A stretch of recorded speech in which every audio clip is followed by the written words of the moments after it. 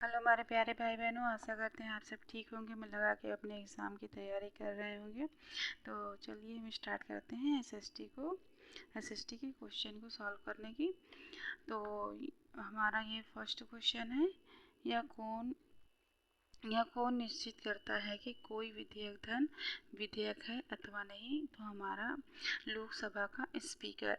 तो इसकी व्याख्या करते हैं, लोकसभा अध्यक्ष ही यह प्रमाणित करता है कि कोई विधेयक है अथवा नहीं।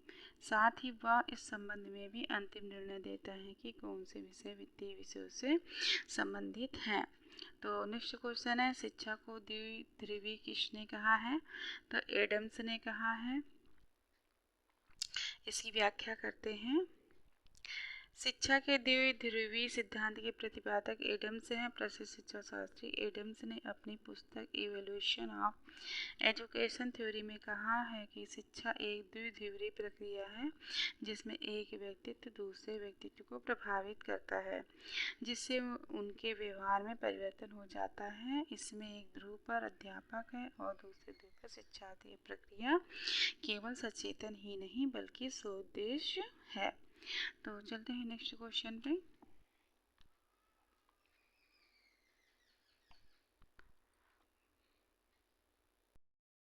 नेक्स्ट क्वेश्चन है हमारा, उच्च प्राथमिक स्तर पर कौन सा विषय सामाजिक अध्ययन में सम्मिलित नहीं है। तो सामाजिक विषय में सम्मिलित नहीं है दर्शन शास्त्र। तो इसकी व्याख्या करते हैं, उच्च प्राथमिक स्तर पर सामाजिक अध्ययन में इतिहास है, भूगोल है, नागरिक शास्त्र है एवं अर्थशास्त्र की शिक्षा दी जाती है।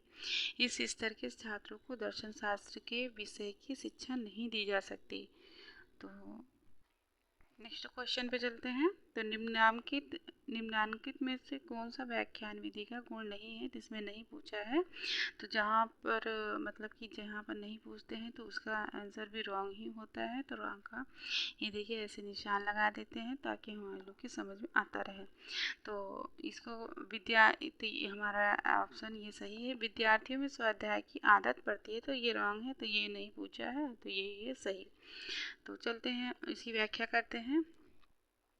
व्याख्यान विधि एक शिक्षण पद्धति है जिसमें विषय की प्रारंभिक जानकारी दी जाती है। इस माध्यम से विषय की पाठ्य वस्तु को और अधिक स्पष्ट किया जाता है तथा समय की बचत भी होती है।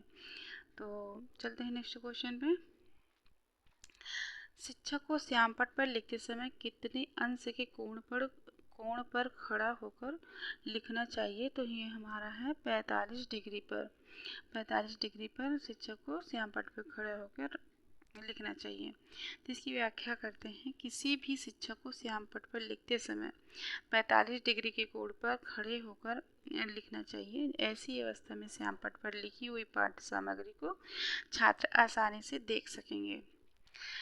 नेक्स्ट क्वेश्चन है, सामाजिक अध्ययन शिक्षण का उद्देश्य है उपयुक्त सभी। तो सांस्कृतिक विरासत का विकास करना, राष्ट्रीय एकता और अंतर्राष्ट्रीय समझ विकसित करना, अच्छे नागरिक होना।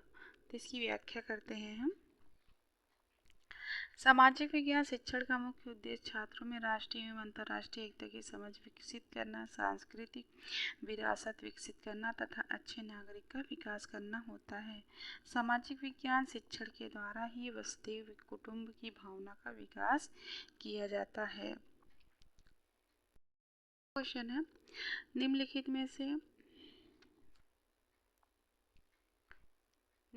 में से कौन सा धर्म त्रिरत्न में विश्वास करता है। तो ये है बौद्ध धर्म में। तो इसकी व्याख्या करते हैं, बौद्ध धर्म के त्रिरत्न है बुद्ध, धम्म एवं संघ। बौद्ध धर्म त्रिरत्न में विश्वास करता है। नेक्स्ट क्वेश्चन है हमारा, मालती माधव नामक नाटक की रचना किसने की थी। तो मालती माधव नामक नाटक की रचना भवभूति ने की थी। तो इसकी व्याख्या करते हैं, मालती माधव की रचना भवभूत ने की है। यह एक सांस्कृतिक नाटक है।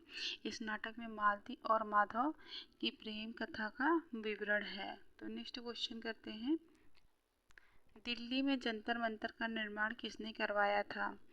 तो जयसिंह द्वितीय ने करवाया था। दिल्ली में जंतर मंतर का निर्माण जयसिंह द्वितीय ने करवाया था। तो इसकी व्याख्या करते हैं। नई दिल्ली स्थित जंतर मंतर का निर्माण जयपुर के महाराजा जयसिंह द्वितीय द्वारा वर्ष 1724 में कराया गया था। दिल्ली का जंतर मंतर एक खगोलीय वेधशाला है। कुल 5 जंतर मंतर हैं। ये जयपुर, दिल्ली, मथुरा, उज्जैन और वाराणसी में स्थित है। जयपुर जंतर मंतर सबसे बड़ा है। ये जंतर मंतर महाराजा जयसिंह द्वितीय की खगोलीय वेधशालाएं थीं। तो नेक्स्ट क्वेश्चन पे चलते हैं। वर्नाक्यूलर प्रेस एक्ट कब पारित हुआ था? तो 1878 में पारित हुआ था। तो इसकी व्याख्या करते हैं। वर्नाक्यूलर प्रेस एक्ट वर्ष 1878 में पारित किया गया था। इस एक्ट के जरिए तत्कालीन भारतीय भाषाओं में प्रकाशित होने वाले अखबारों पर नियंत्रण लगा दिया गया था। इसे वायसराय लिटिल ने पारित किया था। इस अधिनियम को मुंहबंद करने वाला अधिनियम कहा गया। नेक्स्ट क्वेश्चन है। भारतीय राष्ट्रीय कांग्रेस के प्रथम अध्यक्ष थे? तो WC बनर्जी थे। तो इसकी व्याख्या करते हैं। व्योमेश चंद्र बनर्जी भारतीय राष्ट्रीय कांग्रेस के प्रथम अधिवेशन के प्रथम अध्यक्ष थे। भारतीय राष्ट्रीय कांग्रेस की स्थापना 1885 ईस्वी में हुई थी। इस अधिवेशन में कुल 72 सदस्य ने हिस्सा लिया था। कांग्रेस की स्थापना A.O. होम के प्रयासों से हुई थी। नेक्स्ट क्वेश्चन है। भूदान आंदोलन किसने प्रारंभ किया? तो विनोबा भावे ने किया था भू आंदोलन का आरंभ। तो इसकी व्याख्या करते हैं। भूदान आंदोलन संत विनोबा भावे द्वारा सन 1951 में आरंभ किया गया स्वैच्छिक भूमि आंदोलन था। विनोबा भावे की कोशिश थी कि भूमि का पुनः वितरण सिर्फ सरकारी कानूनों के जरिए नहीं हो, बल्कि एक आंदोलन के माध्यम से इसकी सफल कोशिश की जाए। 20वीं सदी के 50वें दशक में भूदान आंदोलन को एक सफल बनाने के लिए विनोबा ने गांधीवादी विचारों पर चलते हुए रचनात्मक कार्य और ट्रस्टीशिप जैसे विचारों को प्रयोग में लाया। नेक्स्ट क्वेश्चन है। निम्न में से कौन काकोरी कांड से संबंधित नहीं है? तो इसमें नहीं पूछा हुआ है, तो भगत सिंह जी नहीं है। तो यही हमारा सही आंसर होगा। तो इसकी व्याख्या करते हैं। काकोरी लूटकांड 9 अगस्त 1925 को काकोरी जाने वाली 8 डाउन मालगाड़ी को लूटा गया। इस कांड में अशफाक उल्ला खां, राम प्रसाद बिस्मिल्ला तथा राजेंद्र लाहिड़ी के साथ 6 अन्य लोग शामिल थे, जिन्होंने लखनऊ सहारनपुर पैसेंजर ट्रेन लूटी थी। भगत सिंह इस कांड में शामिल नहीं थे। तो नेक्स्ट क्वेश्चन। सुबंधु, घटकपर, छप्पड़क, वीरसेन इन सभी में क्या समानता थी? तो यह सभी चंद्रगुप्त विक्रमादित्य के दरबार में थे।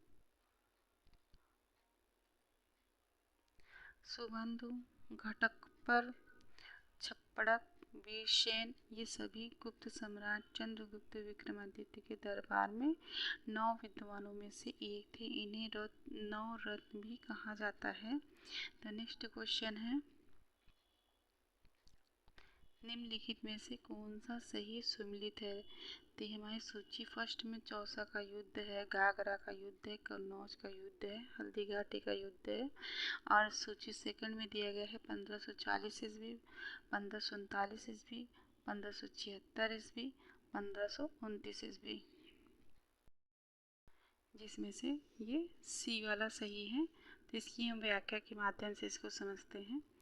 जैसे चौसा का युद्ध हुआ था 1539 ईस्वी में, और घाघरा का युद्ध हुआ था 5 मई 1529 ईस्वी को, और कन्नौज का युद्ध हुआ था 1540 ईस्वी को, और हल्दी घाटी का युद्ध हुआ था 1576 ईस्वी को। और बाबर तथा बिहार वह बंगाल की सेना के मध्य हुआ था। तो चौसा का युद्ध 26 जून 1539 ईस्वी में हुमायूं एवं शेर खां के बीच हुआ, जिसमें हुमायूं पराजित हुआ था। 17 मई 1540 ईस्वी में कन्नौज अथवा बिलग्राम के युद्ध में भी हुमायूं को हार का सामना करना पड़ा था। यह शेर शाह एवं हुमायूं के मध्य हुआ था, जबकि 1576 ईस्वी में अकबर ने हल्दी घाटी के युद्ध में मेवाड़ के राजा महाराजा प्रताप को हराया था। तो आशा करते हैं आपको समझ में आ गया होगा ये क्वेश्चन। तो चलते हैं नेक्स्ट क्वेश्चन पे। निम्नलिखित को कालानुक्रमानुसार व्यवस्थित करें। काल क्रमानुसार व्यवस्थित करना है, तो ये हमारा होगा से डी वाला। तो इसमें होगा पहले क्लाइव होगा, फिर वारेन हेस्टिंग होगा, फिर उसके बाद लॉर्ड कॉर्नवालिस होगा, फिर उसके बाद लॉर्ड वेलेस्ली होगा। तो इसका वो कर लेते हैं व्याख्या। क्लाइव है 1765 से 1767 तक। वारेन हेस्टिंग्स हैं 1772 से 1785 तक। और लॉर्ड कॉर्नवालिस हैं 1786 से 1793 तक। तथा लॉर्ड वेलेस्ली हैं 1798 से 1805 तक। नेक्स्ट क्वेश्चन है, भारत के निम्न में से किस राज्य में सुंदरवन पाए जाते हैं? तो सुंदरवन पाए जाते हैं पश्चिम बंगाल में। तो इसकी व्याख्या करते हैं। सुंदरवन डेल्टा विश्व का सबसे बड़ा डेल्टा है। यह मैंग्रोव का भी बड़ा क्षेत्र है। सुंदरवन डेल्टा एक प्राकृतिक डेल्टा है जो गंगा नदी के मुहाने पर अवस्थित है। भारत के पश्चिमी बंगाल का क्षेत्र इस डेल्टा का क्षेत्र है। तो नेक्स्ट क्वेश्चन है, निम्न में से किस नदी पर हीराकुंड बहुउद्देशीय परियोजना का निर्माण हुआ है? तो ये हमारा है महानदी। तो इसकी व्याख्या करते हैं। हीराकुंड बहुउद्देशीय परियोजना का निर्माण महानदी पर हुआ था। यह विश्व का सबसे लंबा बांध है। इसकी लंबाई 4777 मीटर तथा ऊंचाई 160 मीटर है। नेक्स्ट क्वेश्चन है, निम्न में से कौन सा विश्व का सबसे बड़ा उष्ण मरुस्थल है? तो सहारा मरुस्थल। इसकी व्याख्या करते हैं। सहारा मरुस्थल विश्व का सबसे बड़ा उष्ण मरुस्थल है। यह उत्तरी अफ्रीका में स्थित है। इस मरुस्थल में अल्जीरिया, चाड, मिस्र, लीबिया, माली, मोरक्को, नाइजर, पश्चिमी सहारा, सूडान तथा ट्यूनीशिया के कुछ क्षेत्र शामिल हैं। यह अंटार्कटिका के पश्चात दूसरा विशाल रेगिस्तान है। नेक्स्ट क्वेश्चन है, मधुबनी लोक कला शैली किस राज्य से संबंधित है? तो ये बिहार से संबंधित है। और इसकी व्याख्या करते हैं। तो मधुबनी बिहार राज्य की लोक कला है। यह मुख्य रूप से मिथिला की पेंटिंग है, जिसमें हिंदू देवी देवता जैसे कृष्ण, राम, लक्ष्मी, शिव, दुर्गा एवं सरस्वती आदि के चित्र बनाए जाते हैं। इसमें गुलाबी, नीला, पीला, सिंदूरी, हरा रंगों का प्रयोग किया जाता है। तो ये नेक्स्ट क्वेश्चन है, धान का खैरा रोग किस तत्व की कमी से होता है? तो ये जिंक की कमी से खैरा रोग होता है। तो इसकी व्याख्या करते हैं। धान का खैरा रोग जिंक तत्व की कमी से होता है। इस रोग में धान की पत्तियां पीली हो जाती हैं तथा पौधों की लंबाई रुक जाती है। तो नेक्स्ट क्वेश्चन है, आलू है तना। तो इसकी व्याख्या करते हैं। आलू एक तना है जो जमीन के अंदर पैदा होता है। इस तने को ही बीज के रूप में प्रयुक्त करते हैं, जिससे दोबारा आलू के बीज से आलू उगाया जाता है। आलू को सब्जियों का राजा कहा जाता है। नेक्स्ट क्वेश्चन है,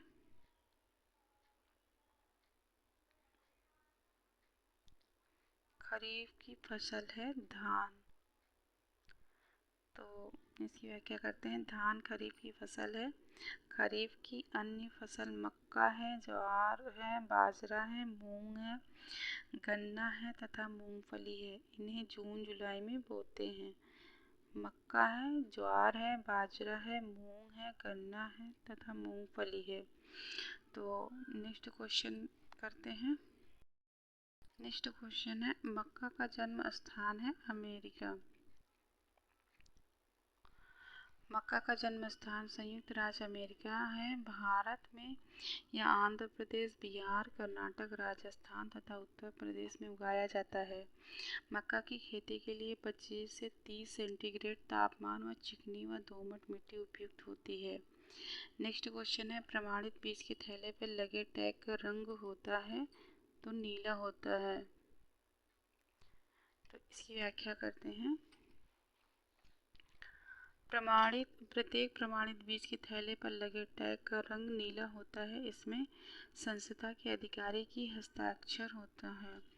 तो नेक्स्ट क्वेश्चन है, ओलोरीकल्चर शब्द का संबंध है तो हमारा सब्जी विज्ञान से है। इसकी व्याख्या करते हैं। ओलोरीकल्चर का संबंध सब्जी विज्ञान से है। यह हॉर्टिकल्चर की एक शाखा है जिसमें सब्जियों का उत्पादन, भंडारण इत्यादि से संबंधित कार्य किए जाते हैं। पुष्प विज्ञान को फ्लोरिकल्चर कहते हैं। फसल विज्ञान को एग्रीकल्चर कहते हैं तथा फल विज्ञान को पोमोलॉजी कहा जाता है। नेक्स्ट क्वेश्चन है, फलों को पकाने में उपयोग किया जाने वाला रसायन है तो एथिलीन है। और इसकी व्याख्या करते हैं। एथिलीन प्राकृतिक रूप से फलों को पकाने वाला रसायन है। वैसे फलों को पकाने के लिए कार्बाइड का प्रयोग भी किया जाता है। कृत्रिम रूप से फलों को पकाने के लिए एथिलीन का प्रयोग किया जाता है।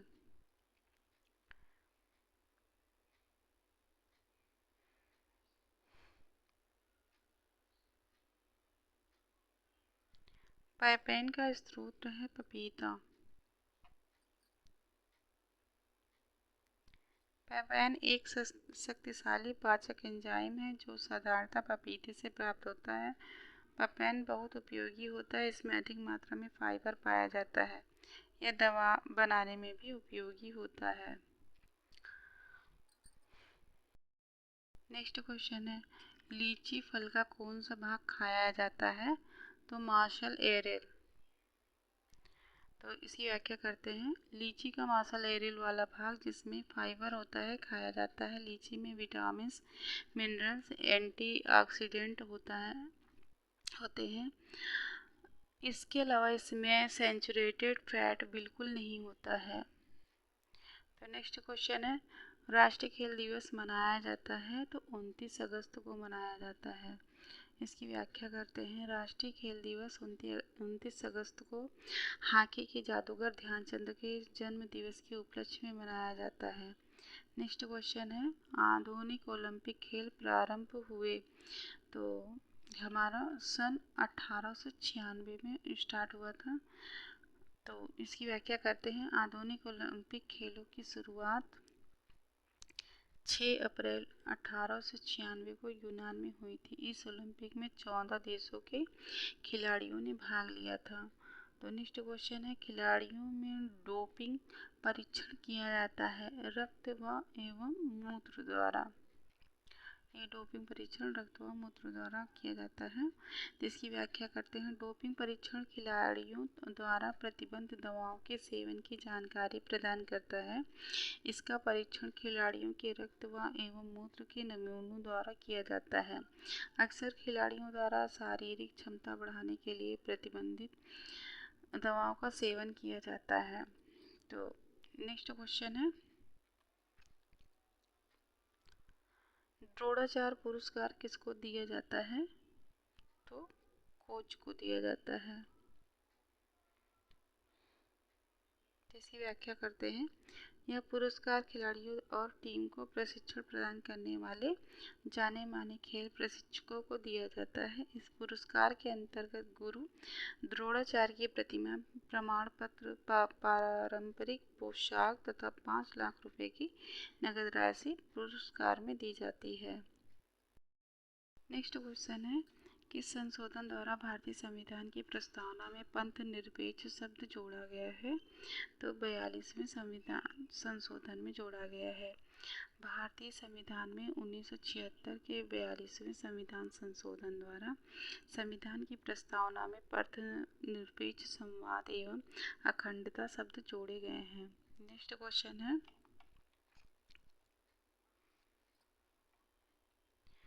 गुट निरपेक्ष आंदोलन का 17वां सम्मेलन कहाँ हुआ? तो मार्गरीटा में हुआ था। तो इसी व्याख्या करते हैं। गुट निरपेक्षता आंदोलन का 17वां सम्मेलन 13 से 18 सितंबर 2016 के बीच में मार्गरीटा द्वीप वेनेजुला में आयोजित किया गया। इस सम्मेलन में 120 सदस्यों ने भाग लिया। 17वें शिखर सम्मेलन का नारा था, शांति, संप्रभुता और विकास के लिए एकजुटता है। 19वां शिखर सम्मेलन वर्ष 2023 के अंत में युगांडा में प्रस्तावित है। तो नेक्स्ट क्वेश्चन, सूचना का अधिकार के संबंध में निम्नलिखित कथनों में से कौन सा सही है? तो यह एक विविध अधिकार है। तो इसकी व्याख्या करते हैं। सूचना का अधिकार एक विविध अधिकार है जो 15 जून 2005 को लागू हुआ था। जम्मू और कश्मीर को छोड़कर यह पूरे देश में लागू समान नियम से है। सूचना के अधिकार का अर्थ है सूचना पाने का अधिकार, जिसके द्वारा राष्ट्र अपने नागरिकों को अपनी कार्य प्रणाली और शासन प्रणाली को सार्वजनिक करता है। नेक्स्ट क्वेश्चन है, निम्नलिखित में से किस राज्य की व्यवस्थापिका द्वितीय सदन नहीं है? तो तमिलनाडु। तो इसकी व्याख्या करते हैं। वर्तमान में भारत के 6 राज्यों में द्वितीय सदनीय विधायिका है। पहला यह आंकड़ा 7 राज्यों का था, लेकिन जम्मू और कश्मीर के केंद्र शासित प्रदेश बनने के बाद यह 6 राज्य हो गए। भारत के 6 राज्य जिनके पास द्विसदनीय विधायिका है, आंध्र प्रदेश है, महाराष्ट्र, कर्नाटक, उड़ीसा, तेलंगाना, बिहार और उत्तर प्रदेश है। तमिलनाडु एक सदनात्मक राज्य है। तो नेक्स्ट क्वेश्चन है, संविधान के किस संशोधन के अंतर्गत 6 वर्ष से 14 वर्ष के बच्चों की शिक्षा मौलिक अधिकार बन गई है? तो आंसर होगा 86वां संविधान संशोधन। तो यहाँ पे कर देते हैं 86वां संविधान संशोधन। तो इसकी व्याख्या करते हैं। 86वें संविधान संशोधन अधिनियम 2002 के अंतर्गत प्रारंभिक शिक्षा को मूल अधिकार बनाया गया। इस नए अनुच्छेद 21 का में घोषणा की गई कि राज्यों को 6 से 14 वर्ष तक के बच्चों के लिए निःशुल्क प्रारंभिक शिक्षा की व्यवस्था करनी चाहिए। नेक्स्ट क्वेश्चन है, मानव शरीर में सबसे लंबी और मजबूत अस्थि कौन सी है? तो हमारा है उर्वा अस्थि है। तो उर्वा अस्थि मानव शरीर में सबसे लंबी और मजबूत अस्थि है। यह अस्थि पांव की हड्डी का एक भाग है। यह अस्थि 4 हड्डियों से मिलकर बनी होती है। तो नेक्स्ट क्वेश्चन है, निम्नलिखित में से कौन सा विटामिन जल में घुलनशील है? तो विटामिन सी घुलनशील है। विटामिन सी, इसी व्याख्या करते हैं। विटामिन सी जल में घुलनशील है। विटामिन ए, डी, ई और के वसा में घुलनशील विटामिन होते हैं। नेक्स्ट क्वेश्चन है, एक छात्रा मेज पर रखी पुस्तक, एक फिर से इस क्वेश्चन को पढ़ते हैं। एक छात्रा मेज पर रखी पुस्तक को पढ़ने में कठिनाई अनुभव करती है, किंतु श्यामपट्ट पर लिखे शब्दों की ठीक से पढ़ लेती है। उसका दृष्टि दोष है। तो उसका दृष्टि दोष है दूर दृष्टि दोष है। तो इसकी व्याख्या करते हैं। दूर दृष्टि दोष से पीड़ित व्यक्ति दूर की वस्तुओं को स्पष्ट देख सकता है, लेकिन उसे निकट की वस्तुओं पर फोकस करने में परेशानी होती है। इस अवस्था को हाइपरमेट्रोपिया भी कहते हैं। तो नेक्स्ट क्वेश्चन है, बीसीजी का टीका किस रोग से बचाव करता है? तो बीसीजी का टीका हमारा तपेदिक या टीबी से करता है।